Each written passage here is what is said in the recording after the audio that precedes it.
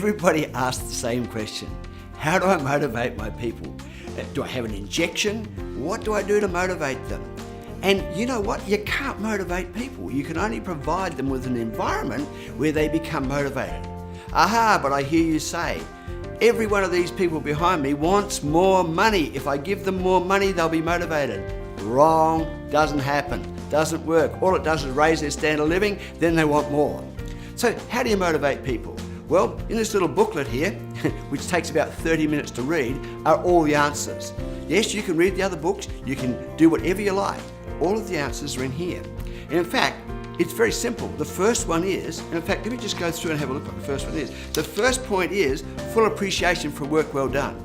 That is the most important thing that gets missed day after day after day in businesses. In fact, what happens is the people who do really, really well, the managers ignore them. It's called the Australian leave alone zap process. Leave them alone because they're doing okay, only zap them if they do something wrong. And then they go and work on the lower performers over here. Crazy stuff. As soon as somebody does something well, does it right, gets it right, whatever, recognize that, and all of a sudden people become motivated because everybody in their being loves to succeed. And when they're rewarded and recognized for having succeeded, that's what motivates them. So that's number one. Number two is, wait a minute, what's number two? In the book it says, people want to feel in on things. Yep. They want to feel in on things, they want to be involved. And in fact, I find that when I'm working with organisations, and I was working with one just a little while ago, where we had people from the warehouse who weren't involved. There's that channel, between the two. Here's the warehouse and here's the salespeople. And we involved the warehouse people in the sales meetings. They said, why? They're not going to be able to contribute in any way. Well, in actual fact, they did. But the whole thing was, they understood what was going on. They felt more involved. And all of a sudden, they were more receptive to doing things differently to help the sales because of the ultimate outcome. So it doesn't matter who it is, it doesn't matter which one of these people and what they're doing on a daily basis. If they're recognised for the work that they're doing, if they feel in on things, they feel more part of the team. What's number three? Having a sympathetic understanding for personal problems. I don't want to open Pandora's box right now and go deep into that, but I can tell you this.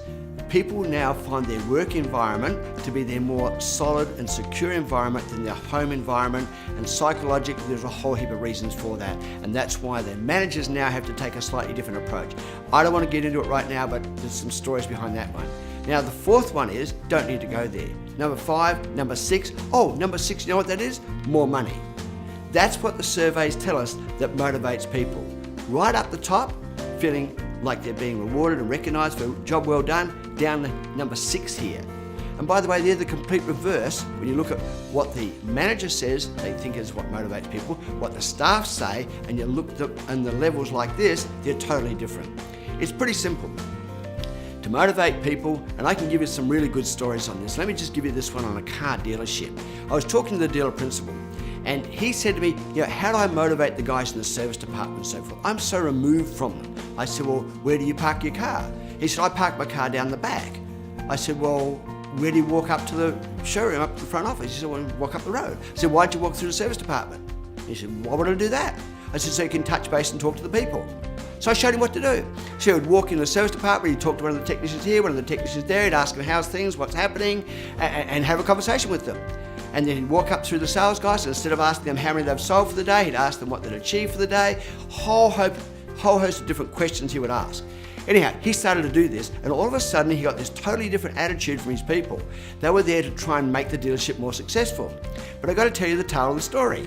He rang me some months later after he was doing this and said, Colin, just thought I'd give you a phone call. I walked today up the roadway and into my office, and I didn't go through the service department. And I said, and you're telling me that for what reason? He said, I just didn't have the time to have all the conversations that I would normally have on my way into the office. And I said, that's what you call a high-class problem. He said, it sure is. He totally changed the whole culture of that organisation by giving people recognition and reward for work well done. In other words, he would find out what they're doing and say, gee, that's really good. He'd go to the service manager and find out how many they put through yesterday and say, gee, that was really good. He just started to recognise that. He stopped being a manager by computer sheet and became a manager by people. And that's the difference in today's world. Problem is today we've got too many jolly emails, texts, meetings, and everything else, and we forget to do the real things.